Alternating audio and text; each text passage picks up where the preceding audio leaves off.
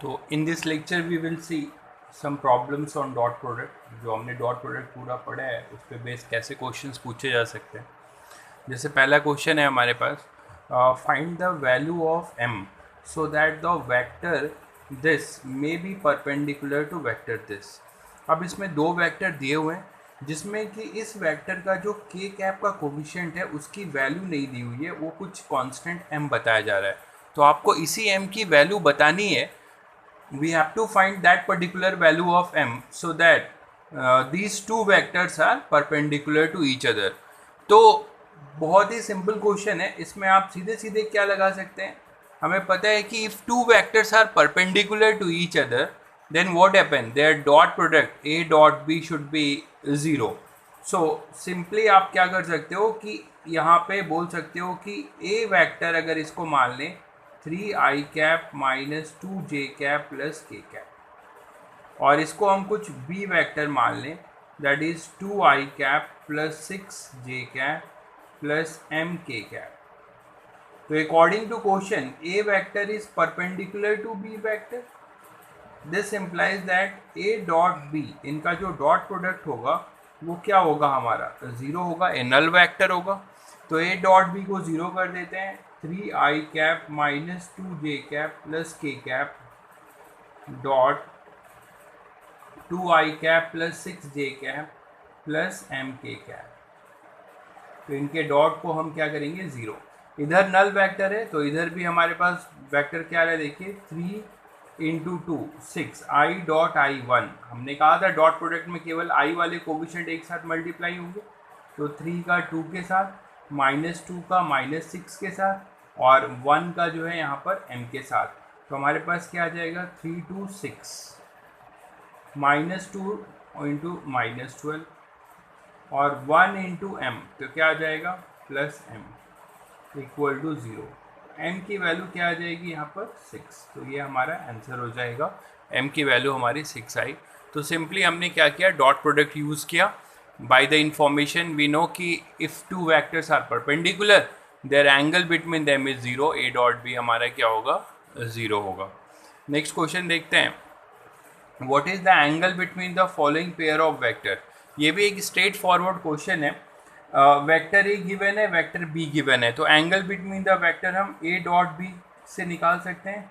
Application देखा था, क्या होता है, mod A mod B cos theta, mod A mod B cos theta, where theta is the angle between the two vector. तो cos theta हमारे पास क्या आ जाएगा, यह आएगा A dot B upon mod A mod B. A dot B vector A given है आपको, I cap plus J cap plus K cap dot B हो जाएगा minus 2i cap minus 2j cap minus 2k cap upon में mod A.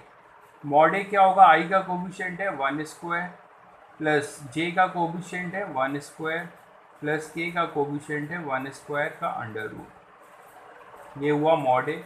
Mod B क्या हो जाएगा इसी तरीके से, minus 2 square plus minus 2 square plus minus 2 square. I J और के सभी का कोफिशिएंट माइनस 2 है, तो हमने माइनस 2 से इसको मल्टीप्लाई किया। तो कॉस थीटा हमारे पास क्या आया, इधर डॉट लीजिए, तो आई के साथ आई का तो माइनस 2, ये 1 इंटू माइनस टू और फिर यहाँ पे एक 1 इंटू माइनस 2, तो ये माइनस 2 अपॉन में ये 1 2 3, तो ये हो जाएगा आपका √3, और ये क्या होगा 4 4 और 4, तो 12 √12। इसको आप लिख सकते हैं -6 अपॉन, इसको लिख सकते हैं 4 बाहर आ जाएगा, तो इसे हम लिख सकते हैं 4 इंटू 3 दैट इज 4 बाहर गया तो 2, और √3 इंटू √3 2, √3 इंटू √3 आपके पास आ जाएगा 3, ये आ जाएगा -1। इसका मतलब थीटा क्या हो जाएगा 180 डिग्री, थीटा आ जाएगा 180 डिग्री। नेक्स्ट क्वेश्चन है, हमें दो राइट हैंड और LHS और RHS में प्रूव करना है। a प्लस 2b वैक्टर है dot 2a vector minus b vector, मतलब हम एक वैक्टर a है और दूसरा वैक्टर b वैक्टर है जिसको ट्वाइस से मल्टीप्लाई करके उनका रिजल्टेंट निकाल रहे हैं। तो इसके रिजल्टेंट का डॉट इसका रिजल्टेंट और इसका रिजल्टेंट, इन दोनों का डॉट ये आएगा, ये हमें प्रूफ करना है। तो इसे ओपन कर देते हैं, इसको हम ऐसे कर सकते हैं, vector a plus 2 vector b dot 2a vector minus b vector, ये LHS को लेते हैं। तो इसको इससे के साथ करेंगे तो 2 बाहर आएगा, a डॉट a ऐसा हो जाएगा, a dot a bracket open कर रहे हैं, फिर a को इसके साथ मल्टीप्लाई किया तो क्या हो जाएगा, माइनस a डॉट b, यहाँ डॉट आएगा a डॉट b। अब फिर b के साथ पूरा ओपन करेंगे तो क्या आएगा, प्लस 2 इंटू 2 क्या हो जाएगा, 4, और ये हो जाएगा b डॉट a, और फिर प्लस इंटू माइनस, तो माइनस 2 इंटू माइनस 1 तो वही -2, और b डॉट b, ऐसे कर सकते हैं। कुछ नहीं किया है, इसको एक बार लेकर पूरे ब्रैकेट को ओपन किया है, स्केलर जो कांस्टेंट है वो बाहर हो गया है, और इसके साथ डॉट है तो a डॉट a लिखा, a डॉट b लिखा। उसी तरह b के साथ इसको पूरे को मल्टीप्लाई किया गया है। तो अब आपके पास क्या आ जाएगा, देखिए a डॉट a क्या होगा, मॉड a और कॉस थीटा, दो वेक्टर है, ये a वेक्टर है और ये भी a वेक्टर है, तो दोनों के बीच में एंगल कितना होगा, थीटा क्या होगा, 0 डिग्री, तो ये क्या हो जाएगा, कॉस 0 माइनस। अब बताइए a डॉट b और 4 टाइम्स b डॉट a, मैंने कहा था कि कॉम्यूटेटिव प्रॉपर्टी होल्ड होती है, a dot b is same as b dot a, commutative property यहाँ पर होल्ड होगी, होल्ड्स ट्रू। तो 4 times a dot b dot a को a डॉट b लिख सकते हैं, और माइनस, तो ये हो जाएगा plus 3 times of a dot b, जिसको लिख सकते हैं मॉड a मॉड b, और क्या हो जाएगा, कॉस थीटा माइनस 2, और फिर क्या हो जाएगा, ये मॉड b अगेन कॉस 0, क्योंकि ये दोनों सेम वेक्टर हैं, दोनों के बीच का एंगल क्या होगा, 0। तो आपके पास क्या आ जाएगा, a इंटू a स्क्वायर, तो 2a square cos 0 1 plus 3ab cos theta minus 2b into b और कॉस 0 1, तो माइनस 2b स्क्वायर। तो हमारे पास आ रहा है 2a square plus 3ab cos theta minus 2b square. अच्छा, ये आ रहा है हमारे पास। तो LHS में एक मिनट चेक कर लेते हैं, a dot twice minus a dot b plus ये 4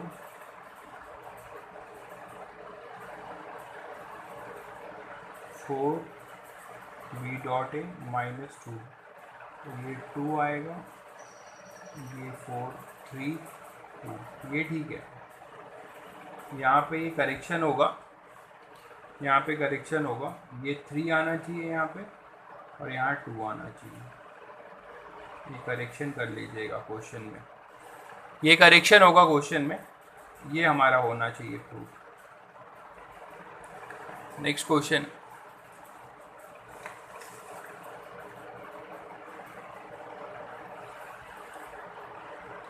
A body is constrained to move along the z-axis of a coordinate system is subjected to a constant force F given by F equal to this Newton.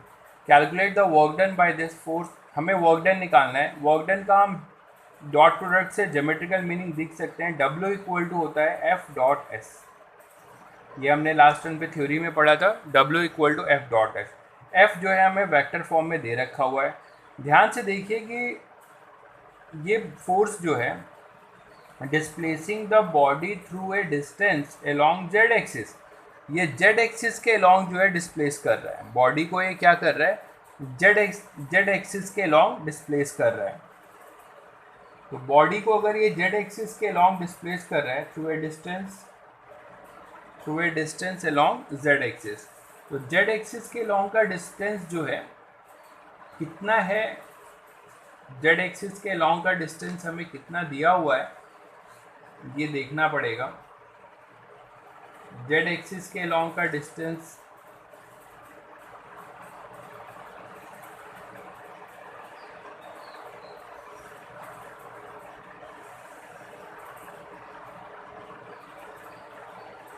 F तो हमें given है। Calculate the work done by this force in displacing the body through a distance, but यहाँ पे distance पता होना चाहिए, वो distance along Z axis. यहाँ पे डिस्टेंस छूटा हुआ है क्वेश्चन में, डिस्टेंस हमें यहाँ पर पता होना चाहिए डिस्टेंस क्या है। अब वो डिस्टेंस हम ले लेते हैं, distance 4 unit, distance 4 unit along Z axis. ये हमारे पास distance 4 unit along Z axis होगा।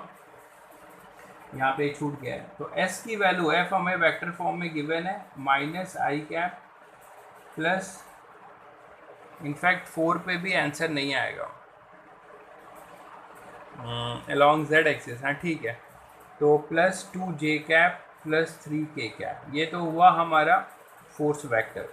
डिस्प्लेसमेंट वेक्टर क्या होगा, 4 यूनिट का डिस्प्लेसमेंट हुआ है, जेड एक्सिस के अलॉन्ग हुआ है, तो हम क्या लिख सकते हैं, 4 उसका मैग्नीट्यूड होगा, जेड एक्सिस के अलॉन्ग हुआ है तो उसका वेक्टर क्या होगा, यूनिट वेक्टर k कैप, तो डॉट हो जाएगा 4k कैप, ये डिस्प्लेसमेंट वेक्टर हो जाएगा। जब आप डॉट लेंगे तो i डॉट के 0, j डॉट के 0, केवल k वाले कोएफिशिएंट मल्टीप्लाई होंगे 12 जूल, तो ये आंसर आ जाएगा। इसका मतलब यहाँ पे क्वेश्चन इनकम्प्लीट था, यहाँ पर हमें displacement through a distance 4 unit देना चाहिए था। नेक्स्ट क्वेश्चन है, what are the component of a vector A along the direction this and this. तो हमें इस वेक्टर का कंपोनेंट लेना है। कंपोनेंट के बारे में भी आपको बताया गया था कि कभी भी हमें किसी वेक्टर का कंपोनेंट लेना होता है तो हम जिस पर कंपोनेंट लेना होता है उन दोनों का डॉट करते हैं, और जिस पर कंपोनेंट लेना होता है उसके मॉड से डिवाइड करते हैं। जैसे ये वेक्टर ए है तो 2i cap plus 3j cap, ये वेक्टर बी है जिसको हम लिख सकते हैं i cap plus j cap. Now component of vector A along vector B, क्या बताया गया था आपको, इन दोनों का डॉट लीजिए ए डॉट बी, और जिस पर कंपोनेंट ले रहे हैं बी पर हम ए का कंपोनेंट ले रहे हैं तो बी के मॉड से क्या होगा, डिवाइड हो जाएगा। सीधे सीधे फॉर्मूला यूज करिए तो आपके पास क्या आएगा, 2i cap plus 3j cap. In a direction, दो जगह कंपोनेंट ले रहे हैं, इस पर भी और इस पर भी, तो पहले तो हम इस पर देख रहे हैं, बी को मैंने ये माना है, तो यहाँ पे डॉट हो जाएगा i cap plus j cap upon b का मॉड कितना हो जाएगा, ये b का मॉड, i का कोफिशिएंट 1 स्क्वायर, j का कोफिशिएंट 1 स्क्वायर, तो √2, तो i डॉट i क्या होगा 2 और ये प्लस 3 अपॉन √2, ये आ जाएगा 5√2, ये आंसर हो जाएगा।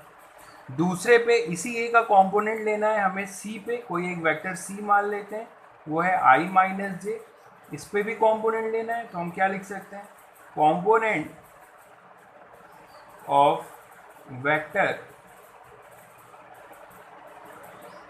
ए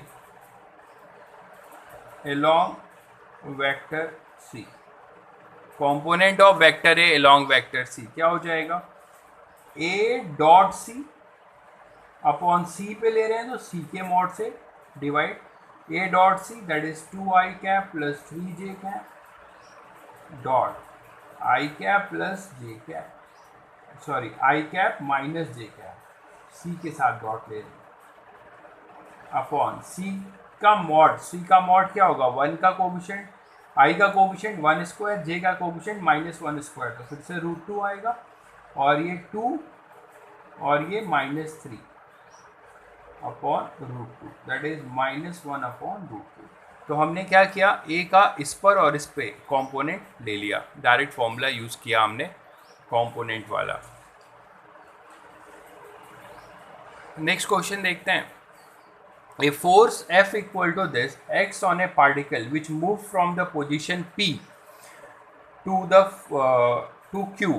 P से Q तक कोई भी पार्टिकल मूव करता है under the influence of this force, तो हमें इसका वर्क निकालना है। तो वर्क के लिए क्या समझाया गया है, अगर आप इसे कार्टेशियन कोऑर्डिनेट में देखो तो P यहाँ पर है कहीं पर, जिसके कोऑर्डिनेट्स हैं 2, 1, -3, और Q कहीं पर होगा, ये कहीं से डिस्प्लेस हुआ होगा, मान लीजिए ऐसे डिस्प्लेस हुआ होगा, यहाँ पर कहीं पे Q होगा।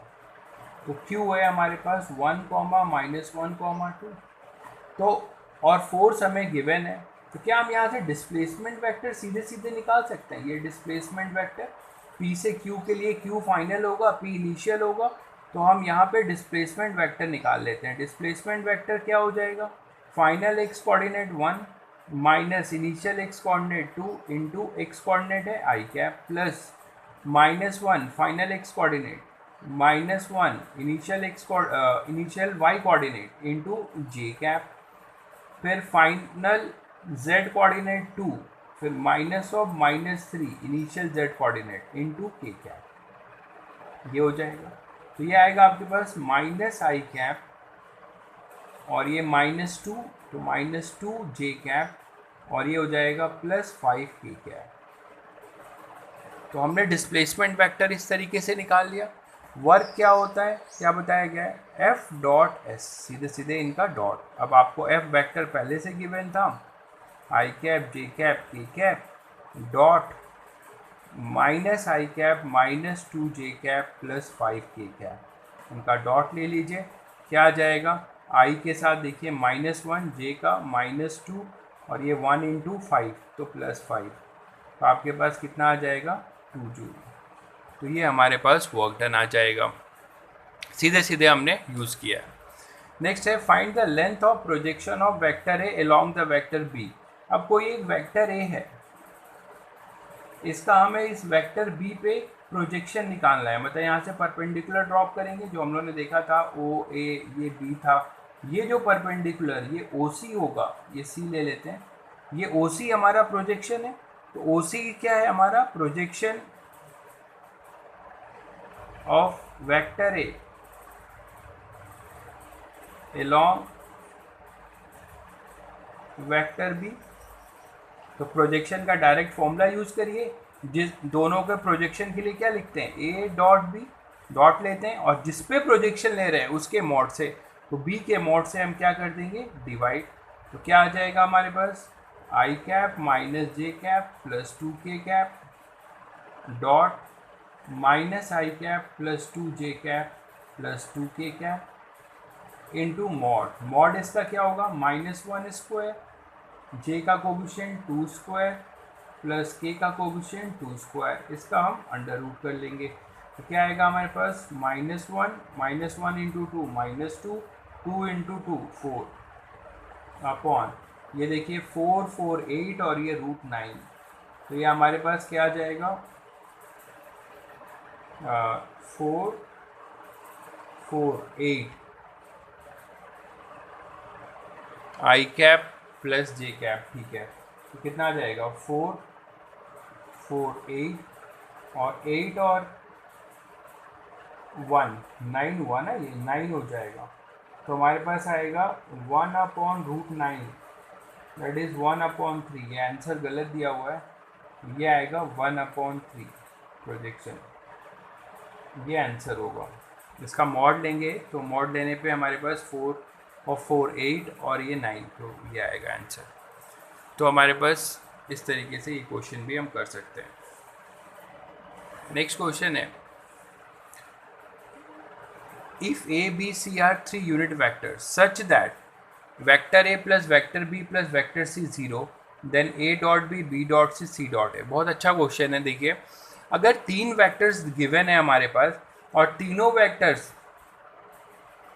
का नेट रिजल्टेंट वेक्टर सम 0 है, तो आप ध्यान से याद कर रहे होंगे triangle law of vector addition को हमने जो बाद में यूज़ किया था, polygon law of vector addition, कि अगर तीन वेक्टर्स हैं, तीनों का वेक्टर सम अगर ज़ीरो है, मतलब ये क्या रिप्रेजेंट कर रहे हैं, एक साइड्स ऑफ ट्रायंगल। इससे आप क्या कंक्लूड कर पा रहे हो कि if vector A plus vector B plus vector C एक नल वेक्टर है, this implies that vector A, vector B and vector C represents sides of a triangle। इसको आप ऐसे लिख सकते हैं, ये वेक्टर ए है जैसे, तो ये वेक्टर बी है, ये हम लोगों ने ट्रायंगल लॉ में भी किया था और पॉलीगन में तीनों का वेक्टर सम ज़ीरो प्रूफ किया था हमने। तो vector A plus vector B plus vector C हमारा अगर ज़ीरो है तो ये क्या बनेंगे आपके पास, ये हमारे पास क्या हो जाएगा, वेक्टर ए, वेक्टर बी और वेक्टर सी अगर ज़ीरो है और ये यूनिट वेक्टर है, तो आपका mod A equal to mod B equal to mod C, ये भी गिवन है आपको। इसकी वैल्यू 1 है, मतलब इसका इसके साइड, इसका मतलब एक इक्विलेटरल ट्रायंगल बन रहे हैं, ये भी 1 है, ये भी 1 है और ये भी 1 है, इनके मैग्नीट्यूड सभी के 1 है, मतलब ये एक इक्विलेटरल ट्रायंगल बन रहे हैं। तो अब देखते हैं angle between the two vectors क्या होंगे। तो देखिए angle between the two vectors में ये 60 है, ये भी 60 है और ये भी 60 है, इसको मैं यहाँ बना दे रहा हूँ। तो यहाँ पर देखिए ये वेक्टर ए है, ये वेक्टर बी है और ये वेक्टर सी है, तो इनके एंगल्स तो ये गिवन है 60, 60 और ये 60। तो क्या ये angle between the two vector होंगे? मैंने कहा हुआ था इसके लिए भी कॉन्सेप्ट कि जब किसी वेक्टर का टेल और दूसरे वेक्टर का हेड कोइंसाइड होता है तो ये एंगल नहीं होता है, इसको हम एक्सटेंड करते हैं ऐसे, तो ये एंगल हमारा होता है 120 डिग्री, पाई माइनस 60, ये होगा हमारा angle between the two vector. तो सभी के बीच का एंगल जो है 60 नहीं होगा, ये होगा 120 angle between the two vector. तो अब इसको आप ब्रेक कर सकते हैं, तो आपके पास क्या हो जाएगा, आप इसे क्या लिख सकते हैं, ए डॉट बी को क्या लिख सकते हैं आप, mod A mod B cos 120 लिख सकते हैं। मॉड ए यूनिट वेक्टर है तो 1 है, मॉड बी यूनिट वेक्टर है 1 है, कॉस 120 कितना होगा, माइनस हाफ, तो हमारे पास कितना आएगा, माइनस हाफ। ठीक उसी तरह बी डॉट सी, बी क्या होगा, माइनस हाफ, और सी डॉट ए भी क्या होगा, माइनस हाफ, क्योंकि दोनों के मैग्नीट्यूड 1 है और एंगल 120 है। तो तीनों का जब आप यहाँ पे सम करेंगे तो कितना आएगा, -3/2। तो बहुत ही अच्छा क्वेश्चन था। तो आपको इसमें ये कॉन्सेप्ट जानना था कि polygon law of vector addition, जैसे ट्रायंगल के लिए, स्क्वायर के लिए, हेक्सागन के लिए हम लोगों ने सारे कंसेक्यूटिव साइड का वेक्टर सम 0 किया था, तो वही हिंट से हमें पता लगा कि अगर ये तीन वेक्टर्स का रिजल्टेंट 0 है, दे रिप्रेजेंट ए ट्रायंगल। फिर हमें ये कैसे पता लगा कि ये इक्विलेटरल ही होंगे, बिकॉज इसमें दिया हुआ था 3 यूनिट वेक्टर, इनके जो मैग्नीट्यूड है वो 1 1 1 है, इसके मतलब क्या हुआ कि एक इक्विलेटरल ट्रायंगल बनाएंगे। फिर हमने ये कॉन्सेप्ट लगाया कि अगर टेल और हेड कोइंसाइड करेंगे तो 60 डिग्री हमारा एंगल नहीं होगा, 120 degree angle between the two vectors होगा। नेक्स्ट क्वेश्चन देखते हैं, मॉड ए दिया है, मॉड बी दिया है और हमें ये दिया है, तो हमें इसकी वैल्यू निकालनी है। देखिए अगर हमें इसको ओपन कर दिया जाए तो क्या करिए, ओपन करिए इसे, 3 बाहर हो जाएगा, a1 डॉट a1, ठीक है, -4 a1 डॉट a2, बस मैं ब्रैकेट ओपन कर रहा हूँ, प्लस इसके साथ अब इस पूरे को ओपन करेंगे तो क्या आएगा, +3 × 2 6 और a2 dot a1, a2 dot a1, और फिर 2 × 4 -4 -8, और ये होगा a2 dot a2, a2 dot a2, ये आ जाएगा। चलिए अब हमारे पास इसकी वैल्यू तो हम लोग निकाल सकते हैं।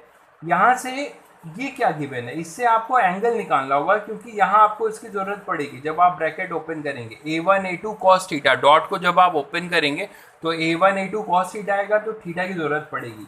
तो ये अगर गिवन है आपको a1 plus a2 mod equal to 3, तो यहाँ से आप लिख सकते हैं a1 square plus a2 square, polygon law of vector addition use कर रहा हूँ, twice a1 a2 cos theta equal to 3।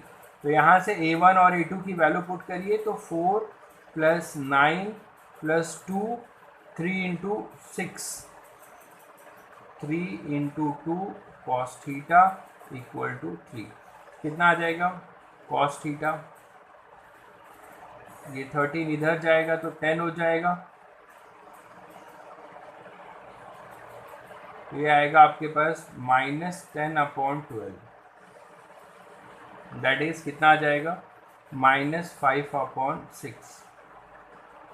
Check कर लीजिए, 9 और 4 13 इधर गया तो -10 हुआ, और ये 3 2 जा 6, 6 इंटू 2 12, तो यहाँ पे 10/12, 10/12 मतलब 5/6 माइनस।